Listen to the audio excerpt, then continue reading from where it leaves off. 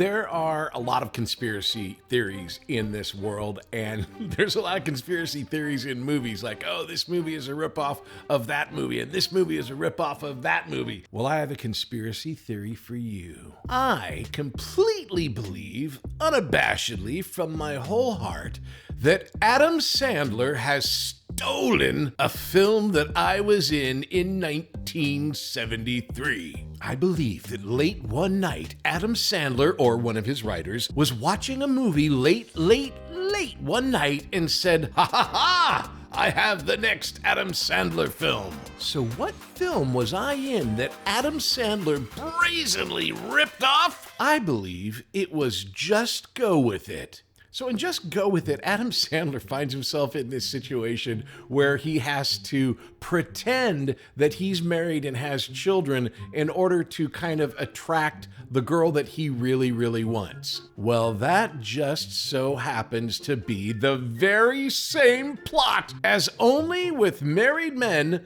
starring David Burney and Michelle Lee, and in a much smaller role, Patrick Labyorteaux. Now, we shot Only with Married Men in 1973, and as I said, it was Michelle Lee and David Burney. She liked dating only married men because it was less complicated. It's the 70s.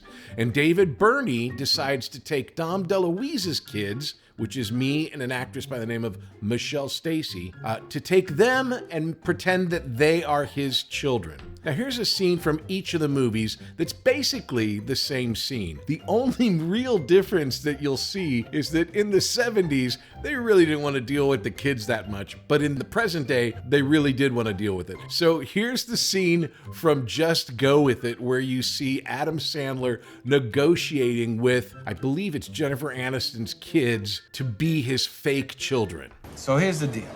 How would you like to be my pretend children for one afternoon? Why don't you just tell that poor girl the truth?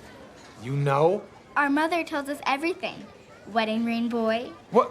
Oh my goodness, did you see Gossip Girl last night? It was so good. Okay, no. She's not like that. Your mother's presenting her in a weird way. I'm just saying, telling the truth is not in the cards right now. I thought you'd be excited to have an acting job. That actress, I think Madison something or other, she's really, really funny. She's really good. And of course, she's a really big part of that movie. Now, on the other hand, in 1973, here's our scene, which is pretty much the same. You know that pretty lady, the one you just met, the one outside? Well, she's a friend of mine, and I like her. You like her too, don't you? All right, now you probably won't be seeing very much of her, but just in case you do, there's a little game we're going to be playing. The game is this. We want that pretty lady to think that your Father Murray is your uncle and that your Uncle Dave is really your father.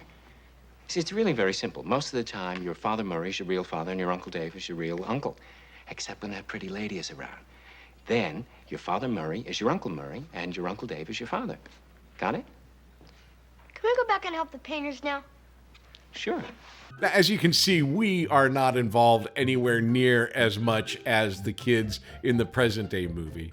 I just wanted to point this out. You know, I've been doing a lot of research with all of my old roles, pulling video for these stories and everything, and I noticed that this and Just Go With It were very, very similar. The comment that I would like to make about movies that are similar is that, for the most part, I think they're trying to tell stories that are universal, and because of that, you end up telling stories that are very similar. And of course, in these broad comedies, you know, the idea that you've got to pretend that these are your kids, it's a classic concept. Now, there are other movies, like this movie I may have written called The Twisters, which are designed to be very much like another movie in order for you to be confused and decide to rent that movie instead of the movie you were thinking of renting. It's a solid business decision that I stand behind and applaud. But yeah, those are my two thoughts on conspiracy theories in the movies.